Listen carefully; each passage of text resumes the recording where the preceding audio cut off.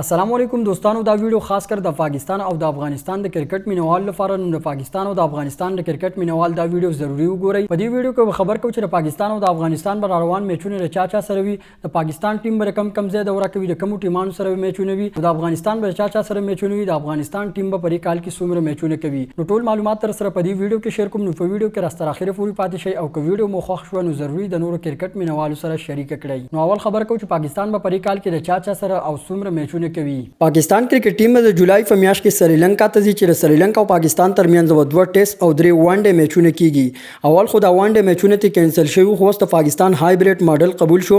نو پاکستان او د سریلانکا ترمنځ بیرته را وان ډے میچونه بیرته بحال شو. بیا ور اگست په میاشت کې پاکستان او د افغانستان ترمنځ درې وان ډے یعنی 53 اوریزي لوبي کیږي چې دا میچونه به د دوبۍ په ګراوندونو باندې تر سره کیږي. بیا ور سپتمبر په میاشت کې پاکستان کرکټ ټیم په ایشیا کپ کې شرکت کوي چې د ایشیا کپ سلور میچونه په پاکستان کې کیږي، باقی نو 9 میچونه په سریلانکا کې تر سره کیږي. پاکستان کرکټ ټیم بیا د اکتوبر او د نومبر په میاشت کې په آی سی سی او ډی آی ورلد کپ کې شرکت کوي چې د ورلد کپ لپاره پاکستان کرکټ ټیم انډیا ته ځي. بیا ور کال په اخر کې د دسمبر په میاشت کې پاکستان او استرالیا ترمنځ درې ټیسټ میچونه کیږي. د دسمبر په میاشت کې بیا پاکستان او د نیوزیلند ترمنځ یو بل غټ سیریز کیږي چې په دې سیریز کې به درې وان ډے او 15 ټي 20 میچونه کیږي. نو دا به د پاکستان د ټیم د کال 2023 لپاره مکمل شیډول. اوس خبره کوم چې د افغانستان را روان نور میچونه به چا سره وي. افغانستان او بنگلاديش ترمنځ ور 15 وان ډے میچونو سیریز کیږي د جولای په میاشت کې. چاولنه وان ډے 50 اوریزه لوبه به افغانستان او بنگلاديش ترمنځ په 15 جولای، دویم وان ډے لوبه په 8 جولای،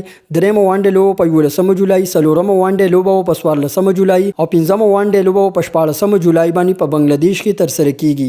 افغانستان بل سیریز به وي د زیمبابوې سره چې افغانستان کرکټ ټیم به زیمبابوې ته ځي چې د افغانستان او زیمبابوې ترمنځ دوه ټیسټ، درې وان ډے او 3 ټي 20 میچونه کیږي چې دا سیریز به جولای د میاشتې په اخر کې په زیمبابوې کې تر سره کیږي. د افغانستان کرکټ لوبډالې بل سیریز به وي د پاکستان سره چې د پاکستان او د افغانستان ترمنځ د اگست په میاشت کې درې وان ډے 53 اوریزي لوبي په دوبۍ کې تر سره کیږي.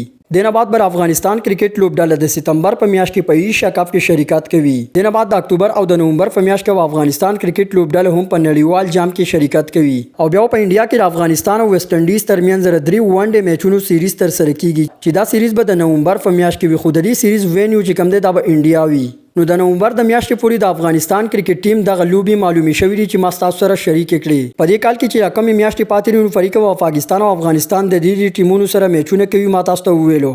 نو دا به د پاکستان او د افغانستان را روان میچونه د داسې نورو کرکټ معلوماتو لپاره زموږ یوټیوب چینل او پیج در سره فالو کړئ. ملاویږو په بلې ویډیو کې. د الله په امان.